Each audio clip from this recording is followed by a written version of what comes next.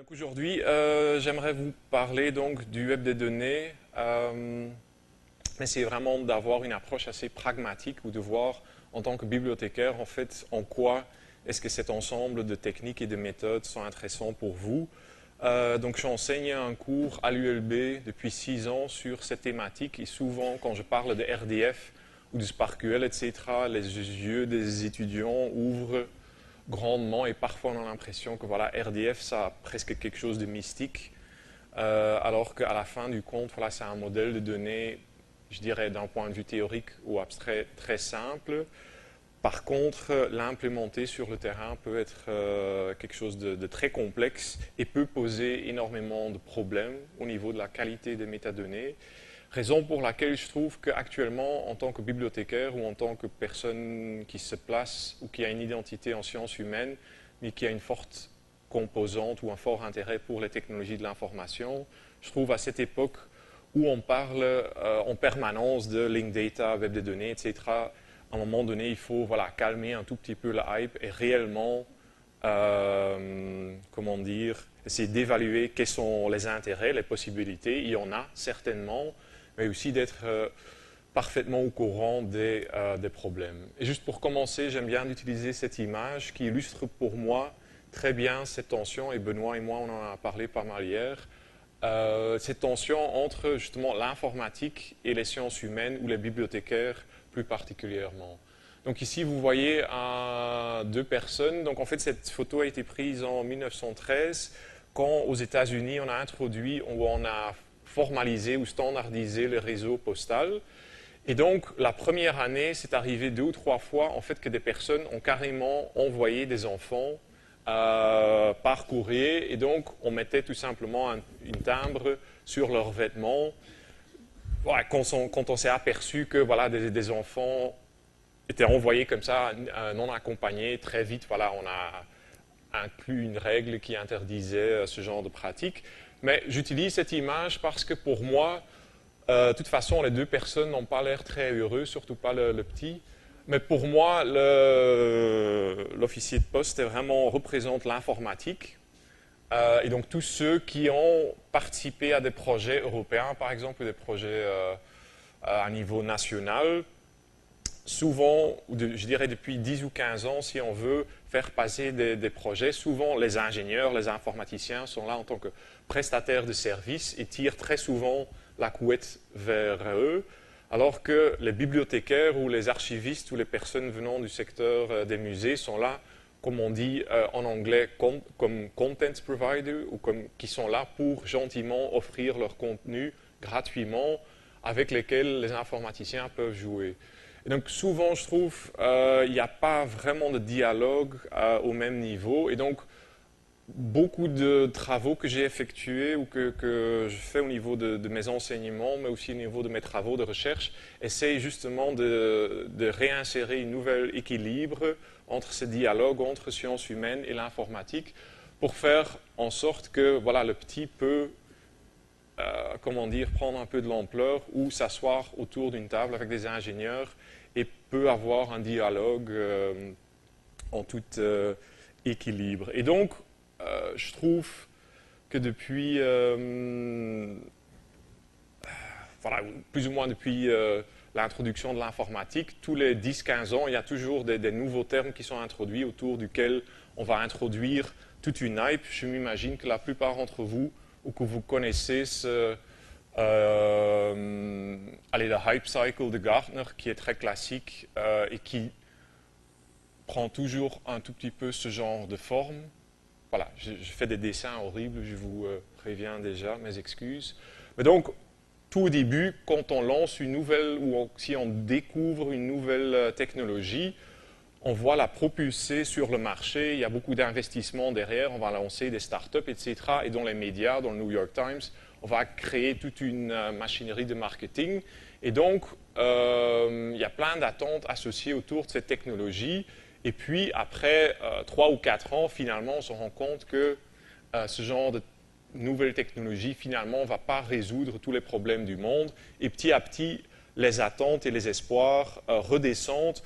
Et finalement, ce n'est qu'après 5, 10 ou 15 ans, parfois qu'on atteint ce qu'on appelle ici le plateau de productivité, où on peut réellement comprendre quelle est la valeur ajoutée sur long terme d'une technologie. Et ici, en fait, évidemment, ici c'est une construction un peu théorique pour voir en réalité comment la popularité d'un terme évolue. Évidemment, Google Trends est un outil très intéressant. Et ici, voilà, j'ai juste mis, je dirais, 3 termes qui sont typiquement ce genre de mots fort hypés depuis, je dirais, 10-15 ans. Donc, évidemment, le web sémantique est le plus ancien et juste une énième émanation de cette volonté des informaticiens de vouloir formaliser le monde. Et donc, dans les années 70, 80, il y avait plutôt la communauté autour de l'intelligence artificielle qui lançait des systèmes experts, mais plutôt pour qui marchaient parfois bien pour des domaines clos ou des domaines très spécifiques, typiquement le monde médical, etc. Et puis, à partir de la fin des années 90, ou désolé, fin des années 90, 2000, 2003, le web sémantique, dans un contexte académique et surtout au niveau européen, a commencé à prendre de l'ampleur. Mais on voit en fait que petit à petit, et surtout aux États-Unis, maintenant, si vous parlez encore du web sémantique, les Américains très pragmatiques, ça ne les intéresse plus forcément.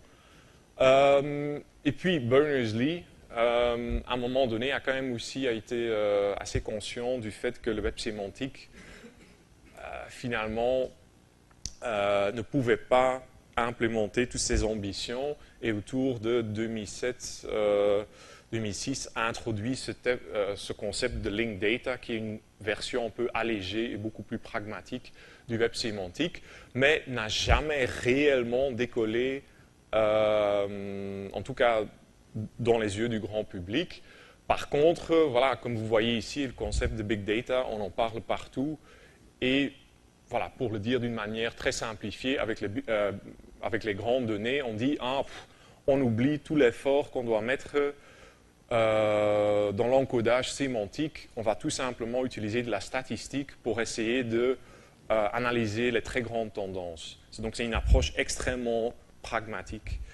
Mais donc c'est juste une petite illustration pour vous dire que finalement, en tant qu'étudiant, ou si vous allez donc, vous positionnez sur le marché professionnel, peu importe si vous allez travailler dans une entreprise ou dans un service public, en permanence, vous allez être harcelé tous les 5 ou 10 ans avec des nouveaux concepts. Et je pense pour des personnes comme vous, l'essentiel dans votre formation, c'est de pouvoir distinguer qu'est-ce qui est une hype et où se trouve réellement sur long terme une différence ou une valeur ajoutée d'un nouveau concept technologique. Et donc, moi je critique pas mal tout ce qui touche autour de RDF ou le web des données, mais à la fin du compte, voilà, c'est aussi une réalité qui offre énormément de possibilités.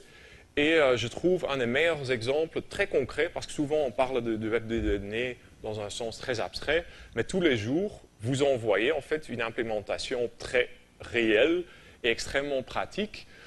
Donc voilà, vous utilisez tous Google quotidiennement et en fait je pense que vous vous êtes tous peut-être ou peut-être pas rendu compte que ici à gauche on voit juste les résultats naturels, traditionnels où on lance une requête sur base d'une chaîne de caractères, ici Lyon, et tout bêtement Google va vous retourner les pages où se trouve tout bêtement cette chaîne de caractères.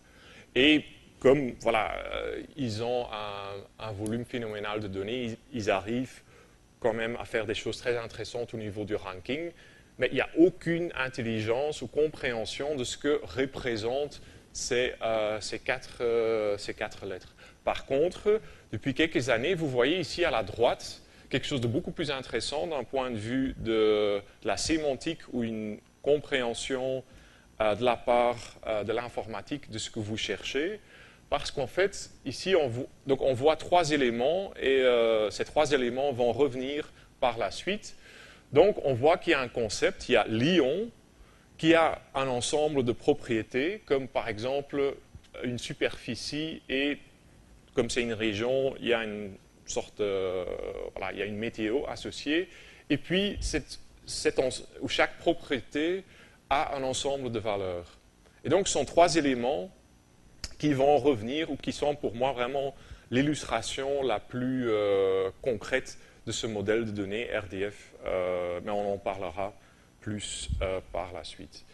Et donc, depuis, je dirais, 6, 7 ou 8 ans, j'essaye justement de démystifier un peu le discours autour du web des données. Et donc, avec un ami, collègue, informaticien, Ruben Verborg de l'Université de Gand, en fait, on organise un peu des matchs de boxe intellectuels entre nous parce que, allez, donc moi je suis plutôt un documentaliste. À la base, je suis historien, donc je ne suis pas du tout informaticien.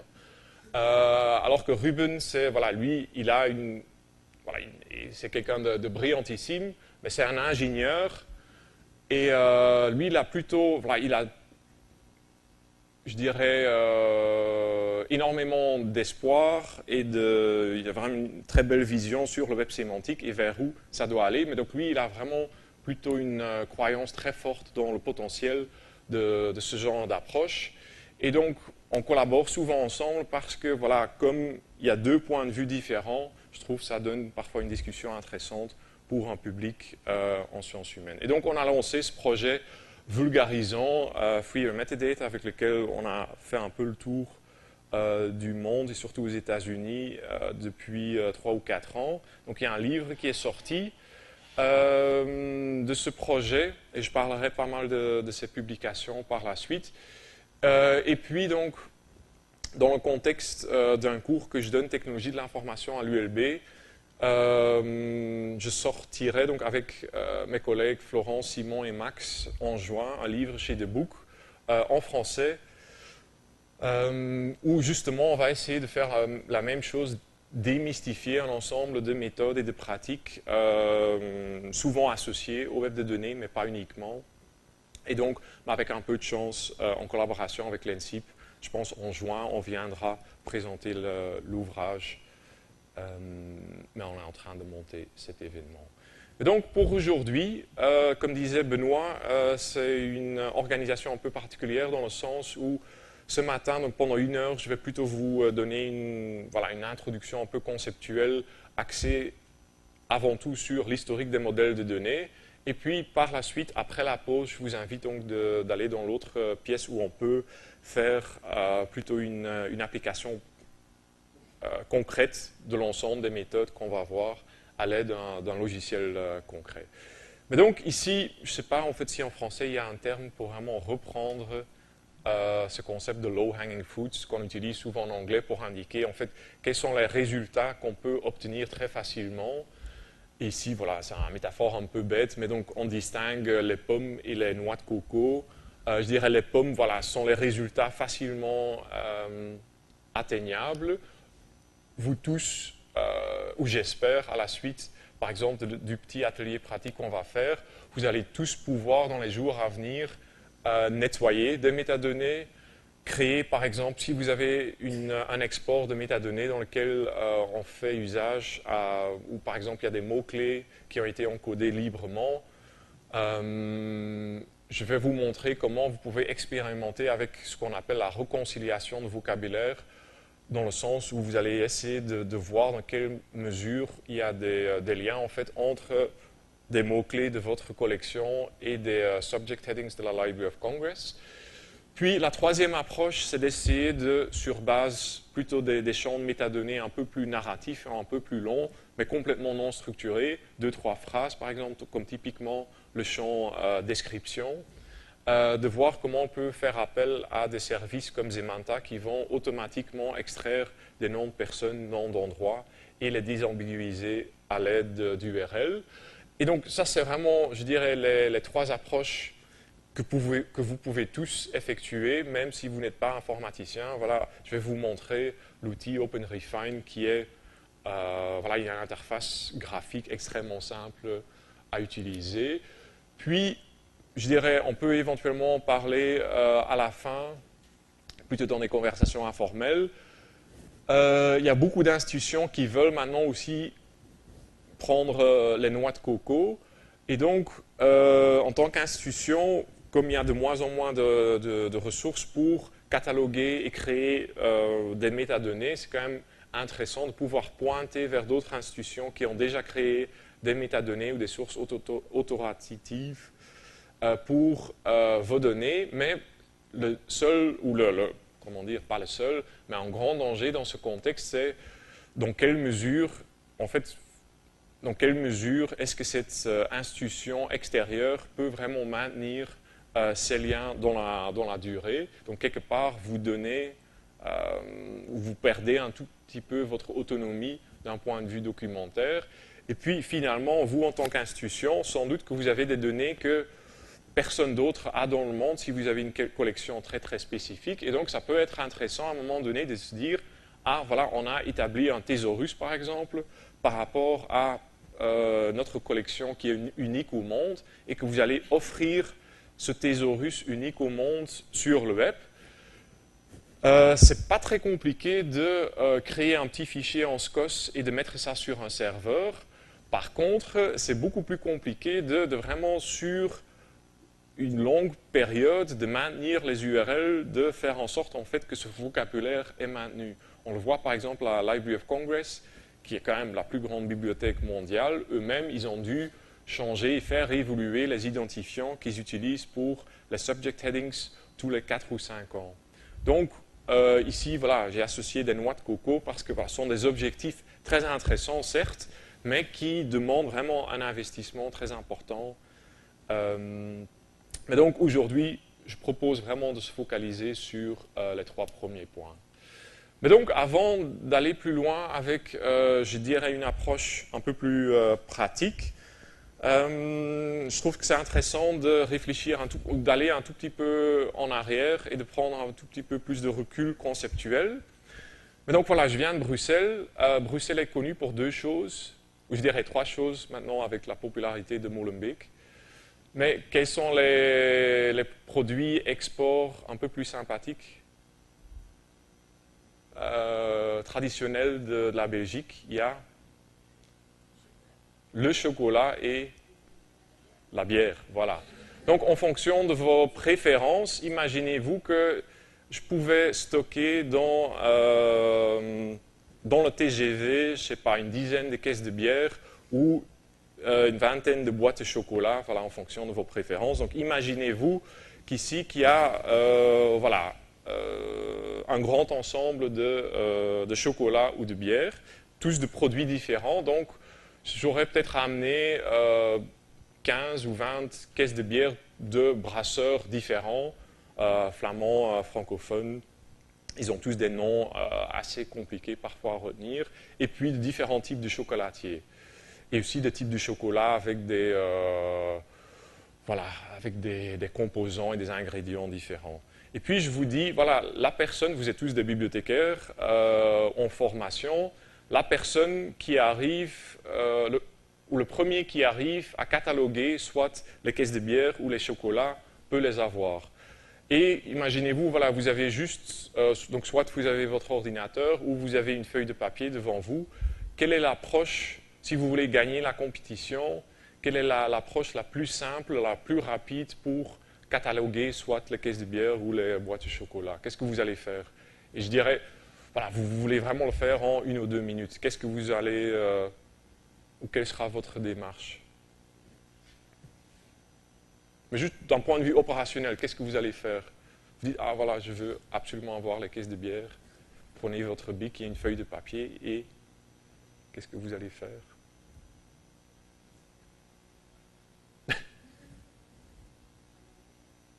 Oui, tout à fait. Mais donc, qu'est-ce que vous allez faire? Qu'est-ce que vous allez écrire ou dessiner sur la feuille de papier, par exemple? Pardon? Oui, tout à fait. Voilà. Et je dirais, voilà, un tableau ou une liste, c'est plus ou moins voilà, le premier modèle de données qu'on a utilisé depuis l'invention de l'écriture. Donc, il y a 4000 ans, Mésopotamie, quand on a trouvé des tablettes en argile, voilà, c'était des listes de métadonnées décrivant d'autres tablettes. Et donc, conceptuellement, peu importe si c'est de la bière ou le chocolat, qu'est-ce que vous allez faire sur votre feuille de papier ou en Excel? vous allez tout d'abord, je pense, identifier un ensemble de caractéristiques. Donc vous allez, quand on crée des métadonnées, qu'est-ce qu'on fait? On fait une abstraction du réel et on va essayer d'une manière concise d'identifier les aspects les plus importants. Ici, par exemple,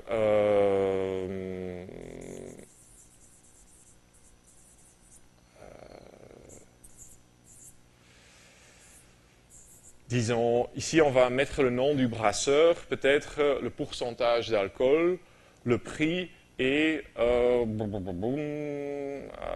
ici le type doublon utilisé. Voilà. Et voilà, par la suite, vous allez commencer à encoder. Et exactement la même chose pour les boîtes de chocolat. Vous avez le nom du chocolatier, le pourcentage de cacao, etc. etc. Donc je pense que tout le monde est d'accord que c'est une approche assez intuitive, simple. Par contre, si voilà, on est tous très enthousiastes par rapport à ce premier modèle de données, si je dis par exemple, voilà,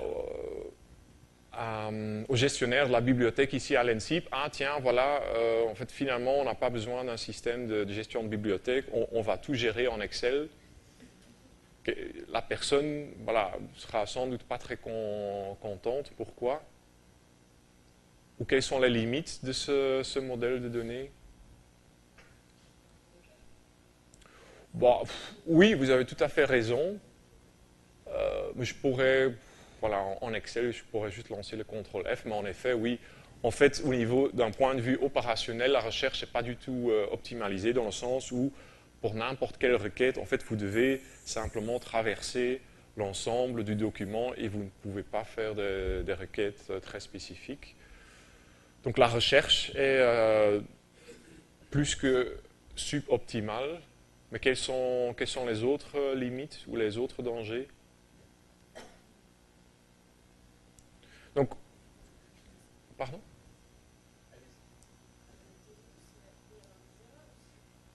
Tout à fait, des erreurs, parce que, voilà, imaginez-vous que ici, donc, parmi les 10-15 brasseurs, qui viennent parfois de petits villages flamands avec des noms imprononçables, si vous avez 3 ou 4 caisses du même brasseur, ben, en tant que catalogueur, vous devez réencoder chaque fois le nom du même brasseur ou du même chocolatier. Et en tant qu'être humain, voilà, à un moment donné, forcément, on va faire des erreurs. Et donc, chaque fois, on doit réencoder la même réalité, ce qui va amener à des inconsistances et des erreurs au travers du temps. Et donc, il y a clairement des limites fortes qui font que, en fait, c'est un modèle de données, surtout une fois qu'on doit encoder des milliers, des millions de données qui est intenable. Donc, on est face à un mur. Et ici arrive donc, je dirais, le deuxième modèle de données. Il y a quelqu'un qui a des idées. Qu'est-ce qu'on a développé pour faire face à aux limites des listes, je dirais dans les années 60, 70? Et c'est nos grands amis et parfois nos ennemis en tant que bibliothécaires. Les bases de données, exactement. Et donc, conceptuellement, ou le modèle de base qui a été développé, donc c'est le modèle relationnel, qui a une puissance intellectuelle et opérationnelle gigantesque, dans le sens où, voilà, donc le premier modèle de données, donc essayez vraiment de vous imaginer que vous avez 4 lunettes face à vous le matin. La première paire de lunettes, ce sont les listes, et donc, quand vous les mettez, toute la réalité, en fait, est décrite dans un seul tableau immense avec des colonnes et des enregistrements qui sont représentés d'une manière horizontale. Maintenant, avec la deuxième paire de lunettes, vous allez interpréter la réalité comme un ensemble d'entités qui sont liées entre eux, et chaque entité est une entité parce qu'elle a un ensemble d'attributs. Voilà. Et donc ici, voilà, je peux avoir une entité certainement intéressante pour le système d'information qu'on veut créer pour gérer les bacs de bière. L'entité brasseur est sans doute intéressant, qui peut avoir un nom, une adresse, qui a un certain chiffre d'affaires, etc. Et un brasseur va brasser une certaine bière qui a sans doute un nom, un pourcentage d'alcool, etc., etc. Donc on va représenter exactement la même information que dans la liste, mais par contre ici on fait un saut énorme en avance dans le sens où on doit encoder qu'une seule fois une réalité. Une fois qu'on a encodé ici l'adresse et le nom d'un brasseur, et on doit décrire le deuxième, troisième bac de bière différentes, voilà, on va juste faire appel à l'identifiant du brasseur et on ne doit pas réencoder les mêmes informations, ce qui nous permet d'éviter tout type de problème au niveau de inconsistance et d'erreurs de données. Et aussi au niveau de la recherche, évidemment, ici vous avez le schéma de base de données le plus simple du monde.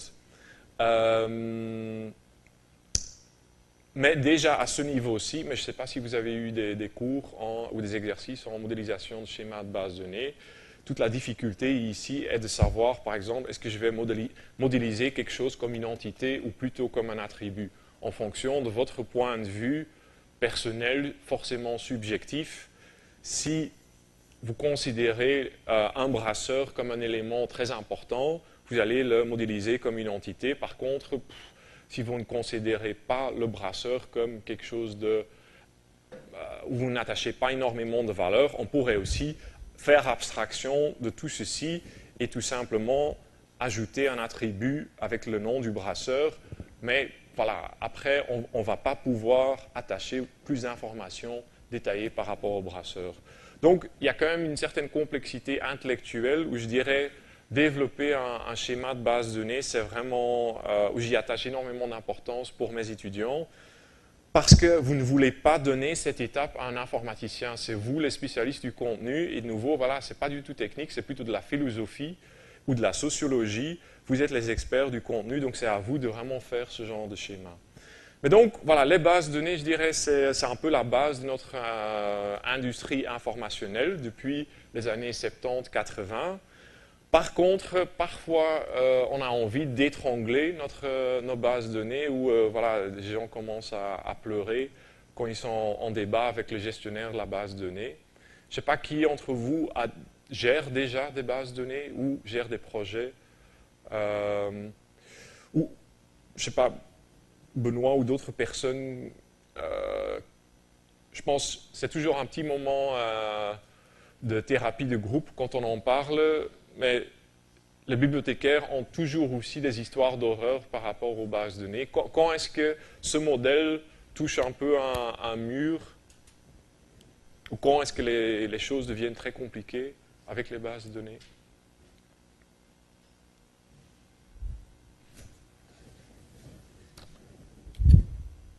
Et vous allez tous certainement être confrontés à ça sur le terrain.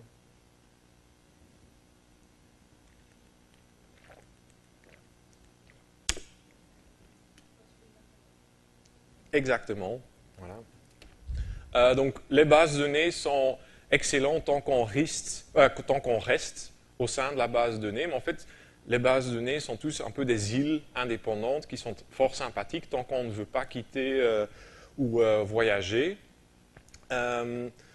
Donc ici, j'ai dessiné le schéma le plus simple du monde. Par contre, par exemple, si vous devez gérer une application comme Koa, ou Collective Access dans le contexte muséal, voilà, il y a des centaines et des centaines de tables avec des liens extrêmement compliqués.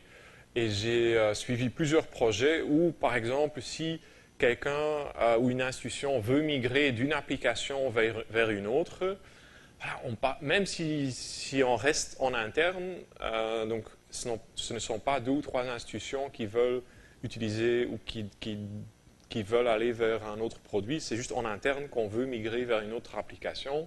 Souvent, on parle de projets de plusieurs mois, voire plusieurs années. Pourquoi? Parce que, en fait, le schéma qui documente le fonctionnement de la base de données, parfois, devient extrêmement compliqué, surtout si c'est une application historique qui est déjà en usage depuis 10, 15, 20 ans. Et donc, tant qu'on ne doit pas modifier le schéma ou la structure de la base de données, tout va bien. Mais dès qu'on doit faire une modification ou justement mettre à disposition de quelqu'un d'autre nos données, donc dans le contexte du web, on veut partager nos données, mais je ne sais pas qui a déjà essayé de faire un copier-coller d'une base de données Oracle ou une base de données Access ou FileMaker Pro. En fait, ce sont des fichiers binaires qui, en fait, il y a un logiciel qui garde quelque part, allez, qui devient une sorte de prison à la fois du schéma mais aussi de vos données. Donc vous ne pouvez pas juste à quelqu'un d'autre dire voilà, hop, mon oracle avec en telle version, déjà il faut la licence, ou même si c'est un produit en open source en MySQL, voilà, parfois il y a déjà des différences au niveau de différentes versions de MySQL. Donc ouvrir ces données ou les partager dans le contexte d'une base de données sont des projets extrêmement complexes. Par contre, voilà, on va vers le troisième modèle de données. Quelle approche a été développée justement pour dépasser ce manque d'échange? Ici, on parle, voilà, donc le web a vu le jour dans les années 90, puis voilà, on commence à expérimenter un peu avec la publication d'HTML, de documents non structurés, puis petit à petit, on se dit, tiens, ce serait quand même intéressant de pouvoir aussi publier des données structurées. Donc, qu'est-ce qu'on a développé dans ce sens vers la fin des années 90, vers la fin des années 90? Oui, mais donc c'est le concept de l'interopérabilité, mais quel standard a permis d'aller vers, de faire un très grand pas en avant? FRBR, vous partez déjà déjà beaucoup plus loin que moi. Quelque chose de beaucoup plus, je dirais, vraiment un standard qu'on utilise tous. Pardon? Exactement, XML. Donc je dirais XML est vraiment le troisième modèle de données qui permet justement de dépasser cette question d'interopérabilité technique. Donc je m'imagine que vous avez tous au moins déjà ouvert un tout petit peu un document XML. Donc ici je vais donner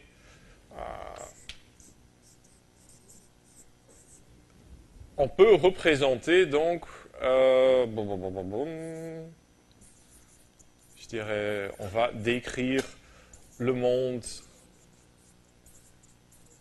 de bière, et puis voilà, brasseur. Désolé, c'est pas très beau, mais voilà, vous voyez un peu l'approche. Donc, en utilisant des balises, donc ce qui est essentiel ici, comparé aux fichiers binaires des bases de données, c'est quoi en fait ceci? C'est du texte en fait. Donc d'un point de vue de l'accessibilité et aussi au niveau de la préservation numérique, l'avantage gigantesque de XML, c'est que finalement ici, voilà, c'est du texte que vous pouvez ouvrir en Notepad. Vous pourriez voilà, encoder des millions et des millions de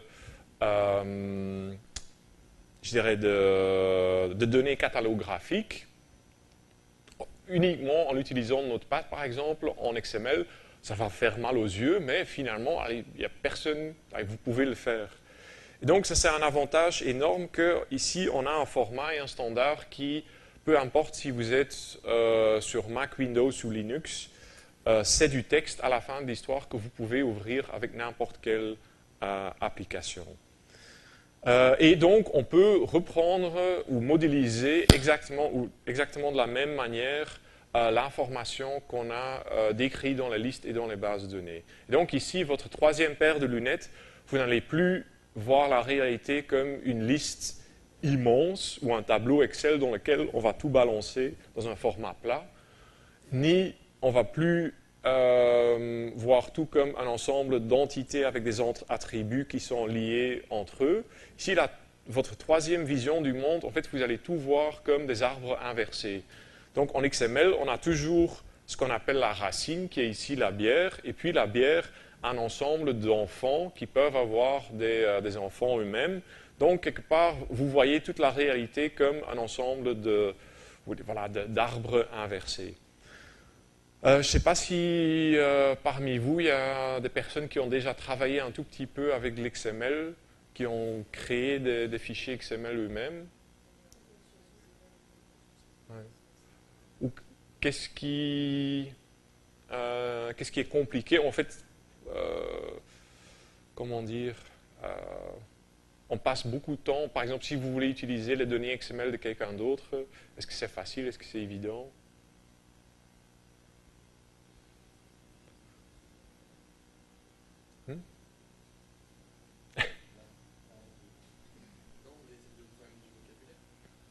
Exactement, donc on parle de nouveau, quand on parle de vocabulaire, on parle de sémantique.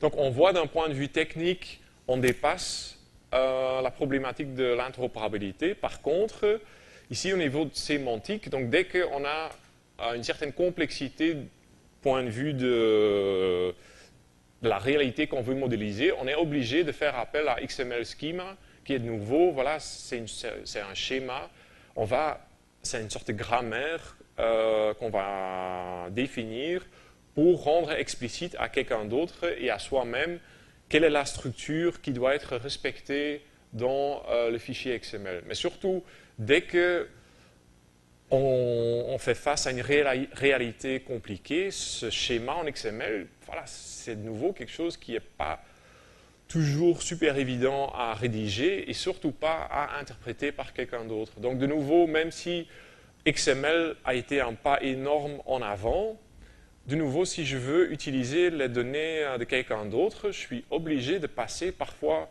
des jours ou des semaines à vraiment comprendre ou à étudier le schéma d'XML. Et donc, c'est ici, à ce niveau-ci, que finalement, on arrive au quatrième modèle de données, et j'espère que vous vous souvenez un peu du petit exemple avec les données structurées en Google, où on a Lyon comme concept, puis on a quelques attributs, des attributs qui ont des valeurs. Donc c'est juste une illustration de ce quatrième modèle de données, donc RDF, qui en fait on peut représenter conceptuellement RDF de manière différente, et c'est toujours à ce niveau-là qu'il y a une petite bagarre entre moi et mon collègue Gantois. Mais comme il n'est pas là, je vais quand même parler aussi de son point de vue. Donc, pour moi, conceptuellement, on peut presque retourner dans un certain sens au tout premier modèle de données, les listes, dans le sens où, en fait, on va drastiquement, où on propose un modèle de données tellement simple qui permet en fait d'inclure la sémantique dans les données mêmes. Et donc, quelque part, c'est un très grand débat, il y a certaines personnes qui vont dire que RDF, c'est un format qui est libre de schéma, qu'on peut fortement critiquer. Moi, je dirais plutôt que c'est une approche qui est neutre, où il y a des standards qui permettent à chacun de comprendre, et surtout à des machines d'explorer le schéma. Mais juste un point de vue abstrait ou conceptuel, on va donc tout représenter à l'aide de triples, des sujets prédicats-objets. Et donc ici, par exemple, le sujet qui nous intéressait dans la requête sur Google, c'était Lyon.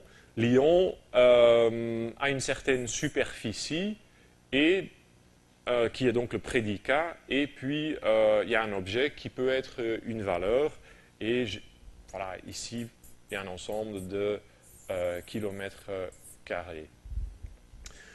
Mais ce qui est essentiel ici avec ce quatrième modèle de données, c'est qu'en fait ce n'est pas parce que je suis un très mauvais dessinateur que j'ai laissé ici, en fait c'est un choix explicite de ne pas avoir tiré ici de ligne. Parce qu'en fait, surtout le deuxième et le troisième modèle de données, Les bases de données XML sont extrêmement performantes parce qu'ils proposent un monde clos, ce qui permet d'avoir la main sur la qualité des métadonnées. Par contre, ici, on est dans une approche radicalement différente, dans le sens où c'est plutôt le paradigme du monde ouvert, parce qu'à en fait, à aucun moment donné, moi, en tant que catalogueur ou en tant que gestionnaire d'un système d'information, je peux dire à 100% voici l'information que j'ai par rapport à une certaine donnée. À tout moment, quelqu'un d'autre dans le monde peut créer le même triplet, un triplet qui va complètement contredire ce que je dis ici. Donc on est vraiment dans un contexte radicalement ouvert où voilà, on dit toujours en anglais anyone can say anything about anything. Donc ça c'est à la fois une force énorme au niveau du web parce que voilà, il y a une décentralisation radicale, il n'y a pas une personne au monde qui peut dire voilà, ouf, moi je gère ces données et je donne ma vision du monde et personne d'autre peut me contredire. Non, ici, voilà, c'est comme vous organisez un peu, j'imagine ici à Lyon, il y a peut-être des nightclubs très chics, très réservés, on peut uniquement entrer en chemise, etc. Et ça permet l'établissement un peu de préformater le type de gens qui rentrent dans le club. Voilà. Et puis, c'est quand même beaucoup plus sympathique d'organiser une petite soirée improvisée dans le parc où vous achetez quelques bouteilles de vin et puis voilà, vous mettez éventuellement l'événement sur Facebook et puis vous ne savez pas qui va débarquer, mais c'est typiquement ce genre d'événement où voilà, ça donne lieu à des surprises très sympathiques. On peut rencontrer des gens très intéressants qu'on ne rencontrerait pas dans d'autres contextes.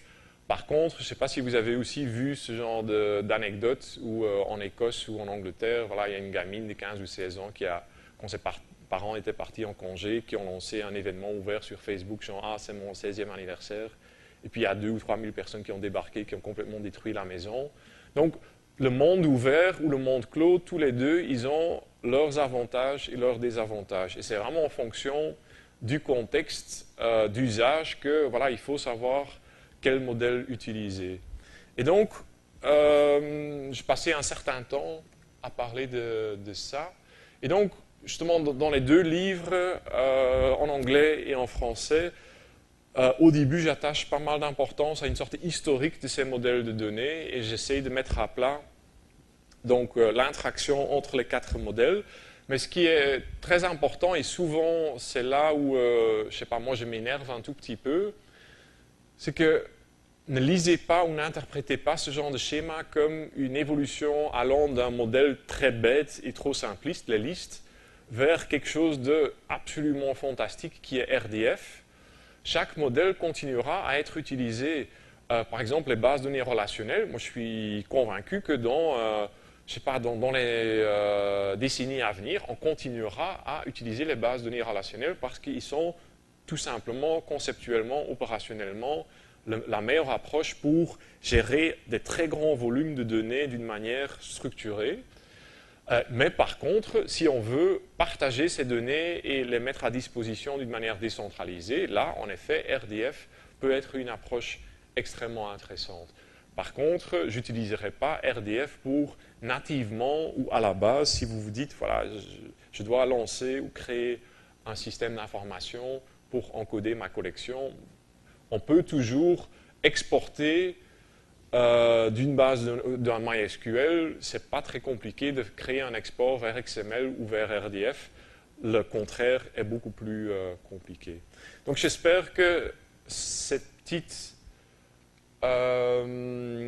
introduction permet de voir un tout petit peu plus clair ici en anglais. Donc c'est un tableau qui vient du livre en anglais. Ce qui est essentiel pour moi, pour mes étudiants à Bruxelles, c'est que voilà, face à des vendeurs de logiciels qui veulent, ou aussi parfois des chercheurs académiques qui sont des évangélistes d'RDF ou du monde web des données, que vous comprenez vraiment quand est-ce que c'est intéressant, dans quel sens ou dans quel contexte ça n'a aucun sens. Et donc ici, vous voyez un peu une sorte de typologie avec les avantages et les désavantages. Mais je vous en parle surtout parce que En fait, une fois sur le terrain, vous allez être forcément confronté à ce syndrome du boy with the hammer. Ici, je l'ai traduit un peu d'une manière boiteuse, le gamin avec le marteau. Mais surtout pour ceux qui ont déjà un peu d'expérience avec des informaticiens, et de nouveau, voilà, quelque part c'est entièrement ou c'est très logique en tant qu'être humain, mais souvent les informaticiens, ils développent pendant 5, 10, 15 ans une expertise, par exemple, avec XML. Donc chaque modèle, il y a des formats de sérialisation et des langages pour interroger des données différentes. Donc en base de données, c'est du SQL, mais qui n'est pas si standardisé que ça. En XML, il y a XQuery. En RDF, c'est SparkQL. Donc en tant qu'être humain, si j'ai investi 10 ou 15 ans de ma vie en apprenant XML ou par exemple SQL ou plutôt l'approche XML, bah, j'aurai une petite tendance à n'importe quelle problématique. Je vais dire, ah tiens, voilà, ici j'ai mon marteau dans lequel j'ai investi pendant 10-15 ans, et vous voyez quelque part partout où vous allez vouloir appliquer les mêmes solutions. Donc c'est à des personnes comme vous de pouvoir freiner un tout petit peu, ou parfois l'enthousiasme d'informaticiens pour une certaine technologie, raison pour laquelle j'attache pas mal d'importance à comprendre vraiment l'historique des données. Je regarde juste un tout petit peu l'heure.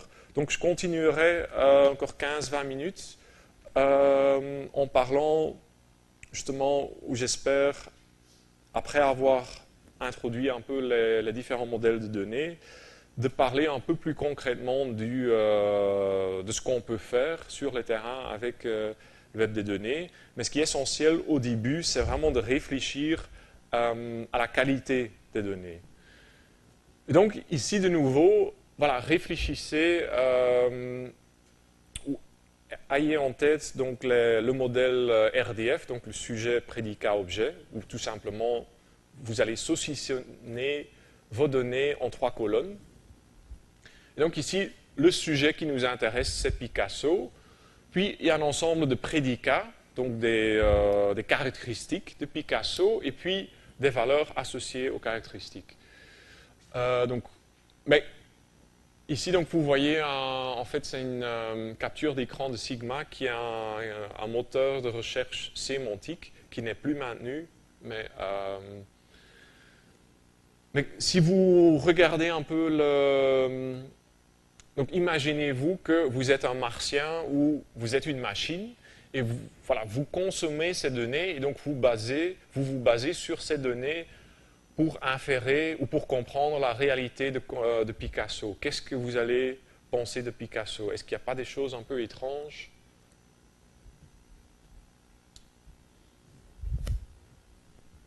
Je ne sais pas si c'est suffisamment lisible. Même ici, si je vais sur un peu plus bas, est-ce qu'il n'y a pas des choses un peu particulières?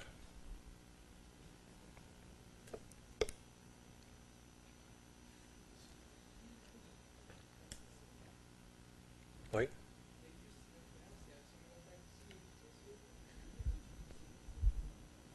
Mais surtout, en tant que martien ou en tant que machine, moi je vais dire, ah tiens, Picasso, c'est un puzzle, il mesure autant de pixels, donc son hauteur c'est 350 pixels. Donc en fait, c'est juste un petit exemple concret de... Donc toute l'idée du RDF, c'est de pouvoir agréger d'une manière automatisée des informations qui viennent de tout horizon divers et pouvoir inférer des nouvelles informations, des connaissances sur base de ces données. Mais très souvent, en fait, quand on ne fait pas attention à la définition des métadonnées à la base, si on va les agréger dans un pot commun, comme ici, voilà, ça donne lieu à des informations ou des données en fait, qui n'ont pas de sens. Raison pour laquelle, moi je trouve, ou déjà moi je suis un très grand enthousiaste du web des données ou du concept de linked data parce que ça met en évidence un champ qui est très important et à l'ULB, on met vraiment l'accent dessus, sur la thématique de la qualité de l'information numérique. Et donc, la communauté des ingénieurs et des informaticiens y a pas mal de publications sur la qualité des données depuis quelques années, mais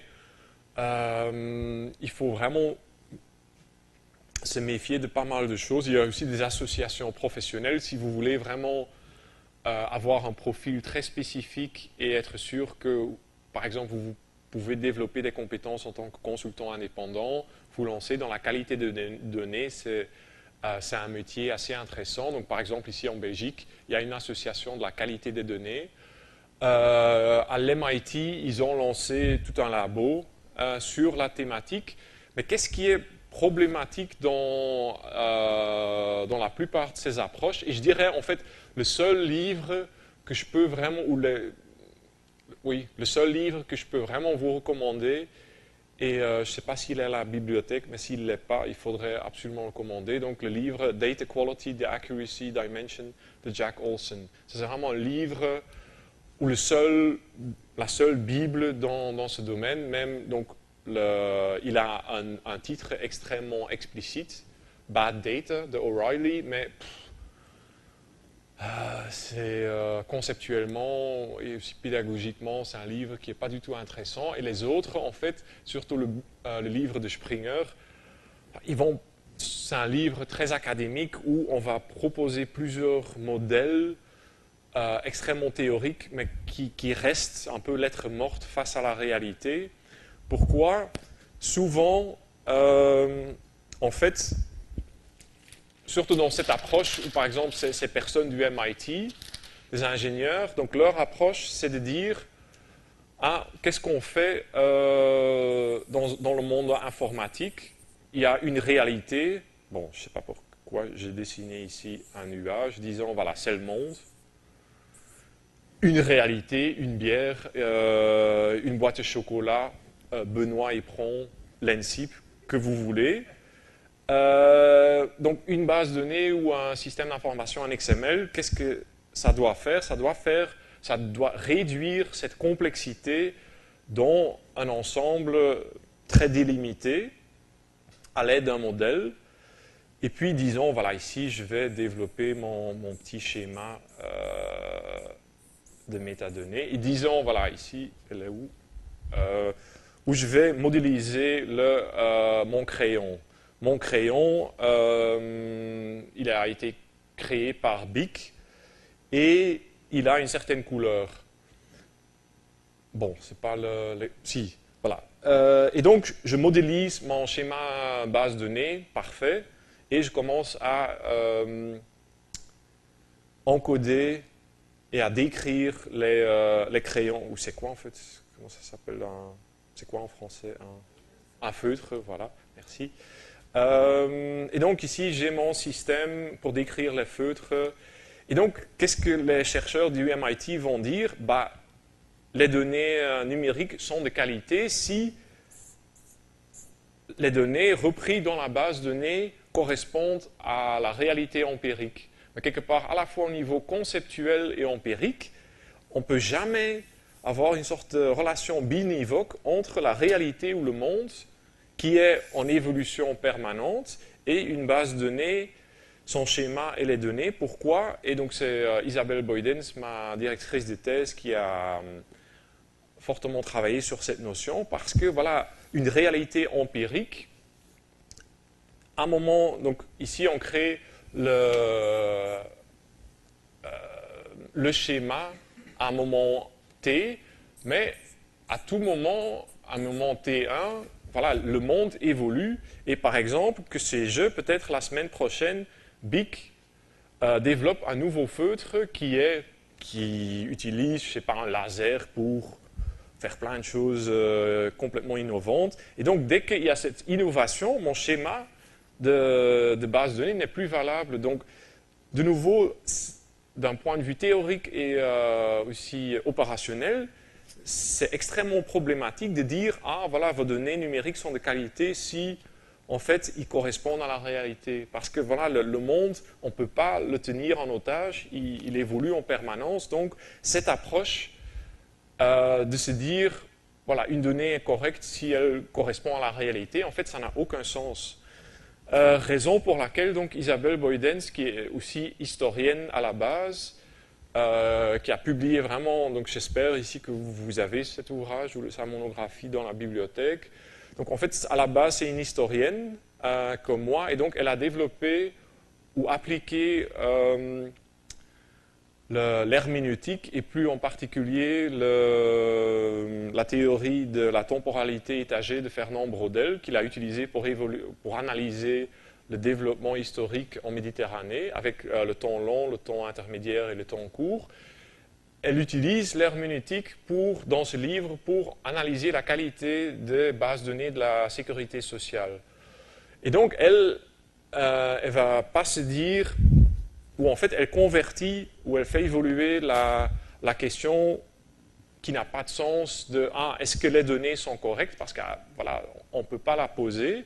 Elle va plutôt se poser la question comment est-ce que les données et le monde empirique évoluent et à quel rythme, pour essayer d'aller plus loin dans l'approche de l'évaluation de la qualité.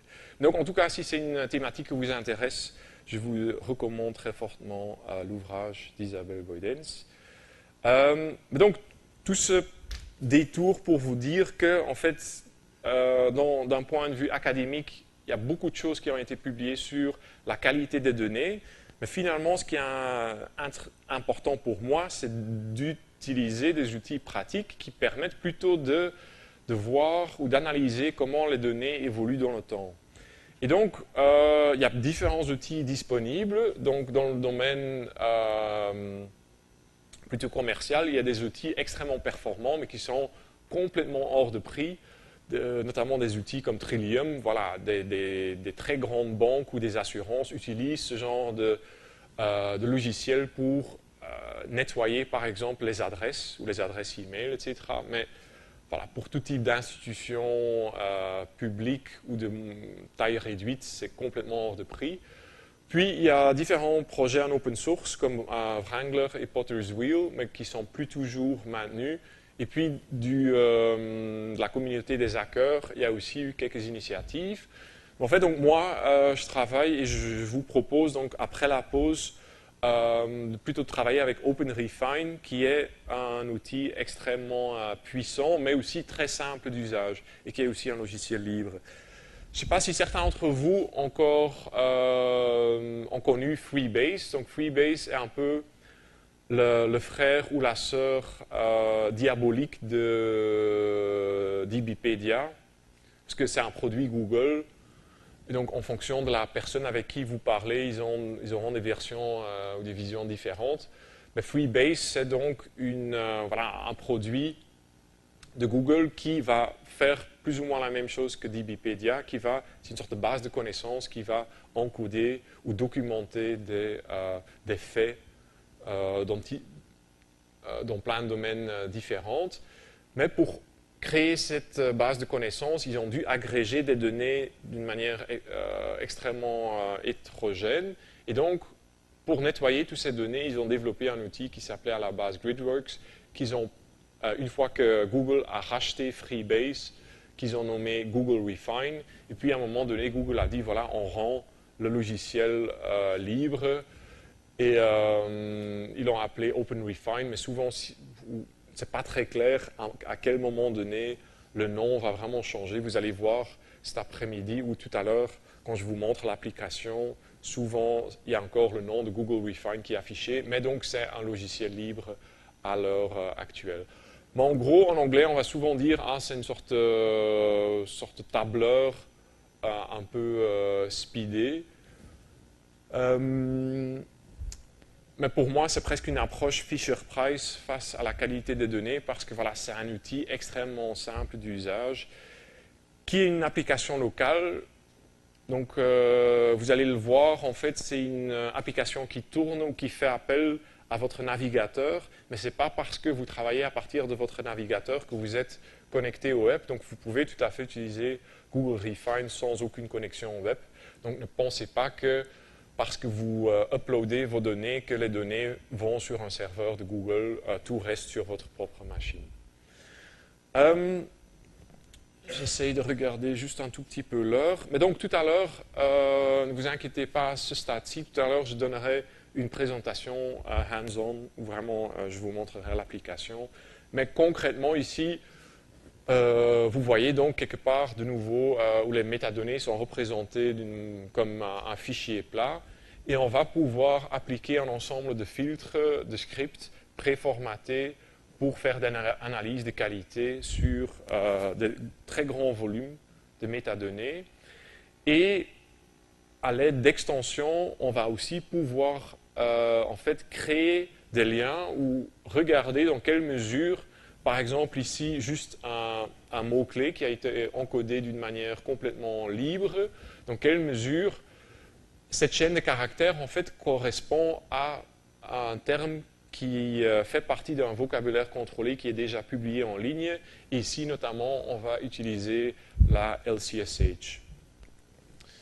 Et donc, je dirais il y aura 3 étapes. Donc, tout d'abord, OpenRefine est avant tout un outil extrêmement puissant pour nettoyer des données, de voir dans quelle mesure il y a des écritures un peu différentes de la même réalité et essayer de regrouper ces différentes réalités pour avoir plus de consistance dans les données. Et puis, on va pouvoir donc, d'une manière automatisée, convertir une chaîne de caractères qui est lisible pour un être humain, mais autour duquel il n'y a pas vraiment de sémantique. On va pouvoir convertir cette chaîne de caractères dans un hyperlien qui nous permet en fait de sauter vers la fiche descriptive d'une vedette matière, qui nous permet, et aussi à des machines, d'une manière automatisée d'utiliser les synonymes, les termes spécifiques, les termes plus génériques, etc. etc. Donc, j'ai, avec Ruben, publié quelques articles, et notamment ici un article dans JSIST, mais je vais en parler un peu plus en détail cet après-midi.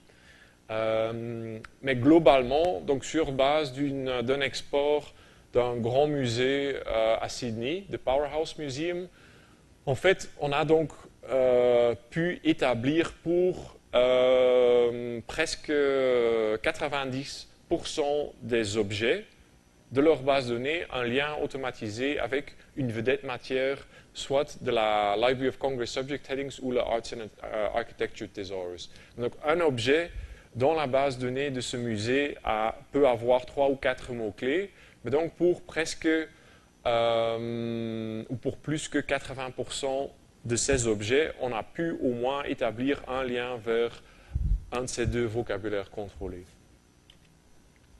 Et puis une autre approche qui est assez intéressante et avec laquelle vous pouvez tous jouer et qui est d'un point de vue pédagogique très intéressante, c'est de jouer un tout petit peu avec les entités nommées.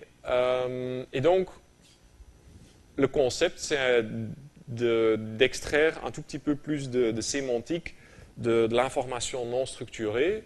Mais ce qu'on peut déjà faire depuis des années 70-80, grâce à la communauté TAL, c'est de se dire, bon, sur base de cette phrase, le 25 mars, Jacques Cartier a visité Bruxelles, on peut donc, il n'y a rien de nouveau, où il n'y a rien d'étonnant, une machine peut facilement dire « Ah, le 25 mars, Jacques Cartier et Bruxelles, ce sont des éléments sémantiques riches dans cette phrase. » Ça, on peut faire depuis plusieurs décennies. Par contre, ce qui est nouveau, c'est d'aller à une deuxième étape, de pouvoir désambiguïser.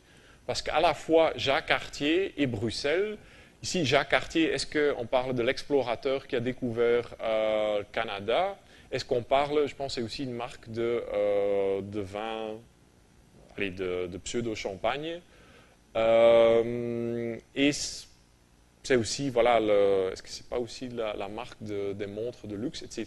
Donc, en fait, c'est un terme, il y a pas mal de polysémie derrière ce terme. Même chose pour Bruxelles. Est-ce que c'est Bruxelles capitale? Est-ce qu'on utilise plutôt Bruxelles pour désigner la Commission européenne, les institutions européennes? Donc, ce qui est nouveau et fort intéressant dans le contexte de l'extraction d'entités nommées, c'est de pouvoir désambiguïser à l'aide d'URL. Et donc, très concrètement, donc mon collègue Ruben, il a écrit une extension que vous pouvez tous utiliser dans le contexte des Refine, qui permet d'une manière très simple sur base en fait ici vous voyez un petit extrait de métadonnées de la British Library. Vous pouvez automatiquement demander à un service comme Zemanta à retourner moi les entités nommées. Et en fait ici donc vous voyez que les termes sont en bleu, ça indique qu'en fait il y a des liens derrière. Donc ici en cliquant sur par exemple Cachemire, vous allez automatiquement sauter vers la page Wikipédia qui décrit le Cachemire. Et donc ici, voilà, on a aussi écrit un papier dans Linguistic and Literary Computing, ou dans ce journal-là, pour évaluer un peu la performance des différents services et de voir dans quelle mesure, voilà, il y a beaucoup de bruit, de silence dans les résultats. Et puis ici, vous voyez, dans le contexte de bibliothèque, une application très concrète. Donc c'est une interface de l'Université de Notre-Dame, de leur bibliothèque ou de leur catalogue en ligne. Et donc ici, vous voyez l'ensemble d'ouvrages historiques qui ont été numérisés. Et en tant que lecteur, en fait, quand vous cliquez sur un ouvrage, vous pouvez faire deux choses différentes. Vous pouvez soit faire ce qu'on appelle en anglais du close reading. Donc du close reading, c'est juste la lecture traditionnelle en tant qu'être humain. Voilà, on lit de A à Z un ouvrage. Mais ça nous force à réduire drastiquement le corpus qu'on étudie. Par contre, je ne sais pas si certains d'entre vous connaissent les travaux de Franco Moretti, qui a publié un roman, pas un roman, un livre, Graphs, Maps and Trees, qui est un peu la Bible en humanité numérique. Et si vous vous intéressez pour l'exploration automatisée, Graphs, Maps and Trees. C'est un petit ouvrage, mais qui se lit très facilement. Et donc, c'est un linguiste computationnel qui se dit, finalement, c'est pas très intéressant de se limiter à un tout petit canon que tout le monde lit, les Shakespeare, les Voltaire. Est-ce que c'est pas beaucoup plus intéressant d'un point de vue computationnel de prendre l'ensemble de la production littéraire, même les œuvres un peu oubliées où voilà, il n'y a pas vraiment d'accord sur leur valeur scientifique.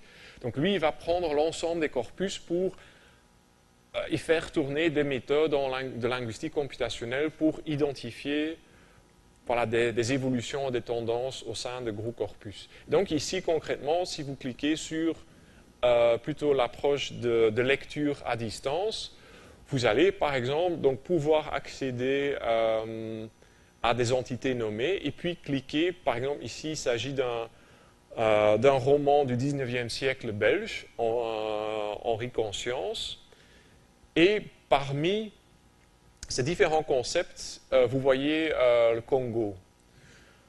Il faut connaître un tout petit peu l'histoire de la Belgique, mais en fait, d'un point de vue historien et d'un point de vue d'un bibliothécaire, on peut se dire, ok, c'est intéressant pour un lecteur de dire le Congo, c'est un concept important dans ce livre. Donc c'est un roman du 19e qui est sorti à l'époque où Congo était encore la propriété individuelle de Léopold, le roi de la Belgique, qui a fait des choses affreuses.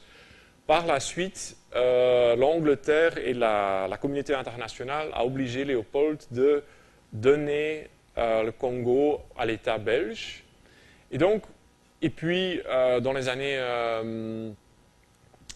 60, il y a eu l'indépendance du Congo. Donc, au travers de l'histoire, Congo, juste ce territoire, a eu des dénominations différentes et des réalités politiques différentes derrière. Donc, la grande question ici, pour un bibliothécaire ou aussi pour un utilisateur, ok, on a automatiquement identifié que le terme Congo est une information intéressante dans cet ouvrage, mais comment est-ce qu'on va la désambiguïser? Est-ce qu'on va pointer vers l'URL qui décrit l'entité historique de Congo Free State qui fait référence à la propriété privée de Léopold, ou est-ce qu'on pointe vers la réalité actuelle de la République démocratique du Congo? Donc voilà, ça soulève énormément de questions au niveau de la qualité des données ou comment, voilà, face à un public d'utilisateurs, comment on peut désambiguïser l'information. Et surtout, voilà, vous, en tant que francophone,